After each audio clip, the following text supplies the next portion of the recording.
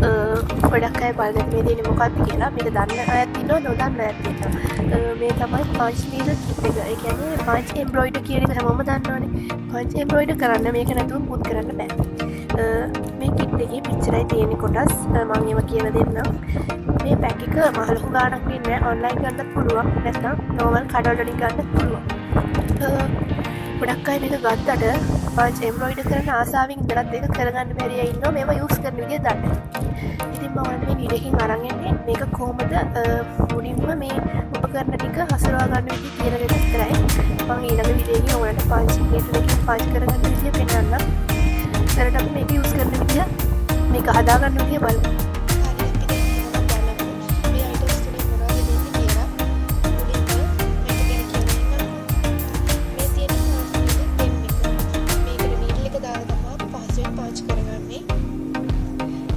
මේකට දාලා තියෙන්නේ නීඩල් සයිසස් තුනෙන් ලොකුම සයිස් එක. මේ තියෙන ඉතුරු සයිස් දෙක. ඒ දෙක මාරු කරන ඉතින් මම දැන් මොකටද පෙන්නන්න. එතකොට මේ තියෙන්නේ අපිට අවශ්‍ය පරිදි නීඩල් එක දික් කරගන්න සහ කොට කරගන්න කෑල්ල. මේක මේ විදිහට ලූස් කරලා පිටිපස්සට ඇදලා අපිට කොට කරගන්න පුළුවන්. මේ වගේ මේක ඉස්සරහට තල්ලු කරලා දික් කරගන්න පුළුවන්. පංච් කරන පරිදි මේ ගානට දික් කරලා තියාගත්තොත් අපිට ලස්සනට පංච් කරගන්න පුළුවන්. ගොඩාක් කොට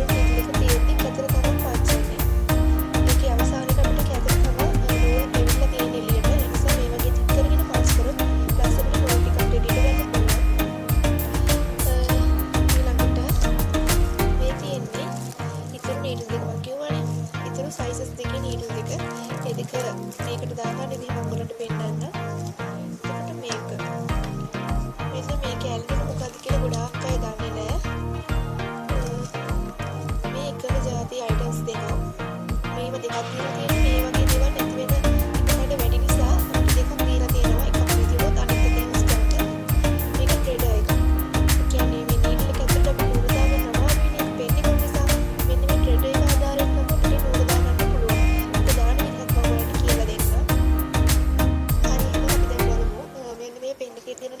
මාරු කරගන්නේ කොහොමද කියලා. මුලින්ම මේ පිටපස්සේ තියෙන ක්ලිප් එක අයින් කරගන්න. ඊට පස්සේ මේ අර දිග වැඩි කරගන්න කෑල්ලේ මෙන්න මේ රවුම ගලවලා අයින් කරගන්න ඕනේ. ඊට පස්සේ මේක මෙහෙම එළියට අදින්න ඕනේ. මෙන්න මෙහෙම ඇතුලේ තියෙන කෑල්ල නීඩල් එකත් එක්ක එළියට එනවා. මෙන්න මෙතනින් තමයි නීඩල් එක ජොයින් කරන්න තියෙන්නේ. අපි මේක ගලවනවා. ඊට පස්සේ මෙතනින් ඔයගොල්ලන්ට කැමති ඔයගොල්ලන්ට ඕන සයිස් එකේ නීඩල් එක ගන්න. ඒකේ මේ ක්ලිප් එක අයින් කරගෙන අර ජොයින් කරන තැනට සෙට් කරගන්න ඕනේ. ඊට පස්සේ ආයෙ ඒක ඇතුලට දාගන්න. මෙන්න මේ කොටුව ගන්නට සෙට් වෙන විදිහට දාගන්න. ඊට පස්සේ මේ පුංචි කෑල්ල ආයෙත් සෙට් කරගන්න ඕනේ.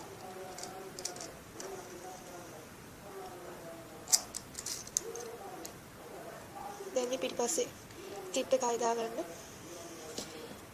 මතක තියාගන්න අවදාවත් මෙන්න මේ නීඩල් එක නිකන් එළිය තියන්න එපා. මේක ඇනෙන නිසා මේ ක්ලිප් එක අනිවාර්යෙන් දාලා තියන්න.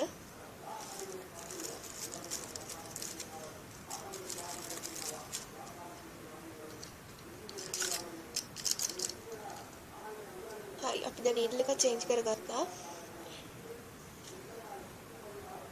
හරි අපි ඊළඟට බලමු මෙන්න මේ ට්‍රෙඩර් එකෙන් කොහොමද නීඩල් එක ඇතුළට හරියට නූල දාගන්න කියලා. මුලින්ම මෙන්න මේ නීඩල් එකේ ඔයගලන්ට පේනවා සිදුරු දෙකක් තියෙනවා. එකක් මේ පැත්තෙන් තියෙනවා අනිත් එක මේ නීඩල් එකේ තියෙන බටයක් වගේ. ඒක ඇතුළට තමයි ට්‍රෙඩර් එක මුලින්ම අපි දාගන්න ඕනේ. මෙන්න මෙහෙම. එතකොට මෙන්න මේ පෙන් එක දිගේ තමයි ට්‍රෙඩර් එක යන්නේ. එහෙම දැම්මහම මෙන්න මෙතනින් ට්‍රෙඩර් එක එළියට එනවා. ඒක වැරදි. එතනින් එන්න දෙන්න එපා. මෙන්න මේ ක්ලිප් එක අපි අයින් කරන්න ඕනේ.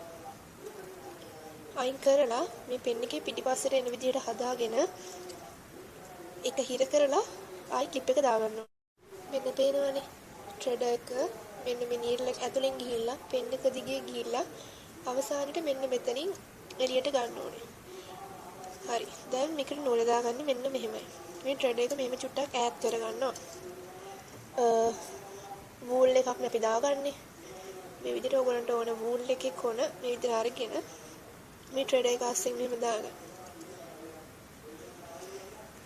මෙන්න මේ විදිහට හිටින විදිහට ට්‍රෙඩර් එක අස්සට දාගන්න.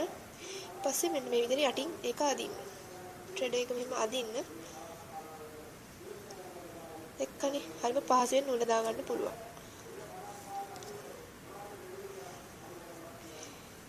ඊට පස්සේ මෙහෙම අවශ්‍ය ගානට කොට කරගන්න. ගොඩක් අය මෙතනින් විතරක් දාලා පංච් කරනවා. ඒක වැරදි. එතකොට අපිට හරියට පංච් කරගන්න බෑ. මෙන්න මෙතන තවත් සිදුරක් තියෙන ඕගලන්ට පේනවනේ. එන්නේ සිදුරුණු ට්‍රෙඩ් එක ආධාරයෙන් අපි නූල එළියට ගන්න ඕනේ. ඒක කරන්නේ මෙන්න මේ සිදුරෙන් හරිම අමාරුයි උනට ඒක කරන්න පුළුවන්. මේ විදිහට ට්‍රෙඩ් එක ආයි දාන්න ඕනේ. දාලා අර විදිහටම නූල ට්‍රෙඩ් එක ඇතුලෙන් ගන්න ඕනේ. හරිම සියුම් දෙයක් නිසා තමයි අපි මේ ට්‍රෙඩ් එක ආධාරයෙන් මේ වැඩේ කරන්නේ. දැන් ආය අර විදිහට ඇදලා මෙන්න මේ විදිහට එළියට ගන්නවා. හරි. දැන් මේක පහසුවෙන්ම අපි ගත්තා. අවසානයේ මෙන්න මෙහෙම තමයි නූල තියෙන්න ඕනේ. අපි දැන් ඒක මෙන්න මෙච්චරක් විතර අපිට අවශ්‍ය විදිහට කොට කරගන්නවා. අවශ්‍යයෙන් මෙන්න මේ ගානටවත් නූල තියෙන්න ඕනේ. මෙන්න මෙහෙමයි අපි ට්‍රෙඩ් එක ආධාරයෙන් නූලක් දාගන්නේ. හරි එහෙනම් අපි අද පංච් නීල් කිට් එකේ තියෙන අයිටම්ස් වල බේසික්ම දේවල් ටික දැනගත්තා. මම හිතනවා මේක ඔයගලන්ට ලොකු උදව්වක් වෙන්න ඇති කියලා. ඊළඟට මම තව වීඩියෝ එකක් ඔයගලන්ට අරන් එන්නම් හරියටම පංච් කරගන්නේ කොහොමද කියලා. අදට එහෙනම් වීඩියෝ එක ඉවරයි. මාත් එක්ක දිගට මේ වීඩියෝ එක බලපු හැමෝටම ගොඩාක් ස්තුතියි.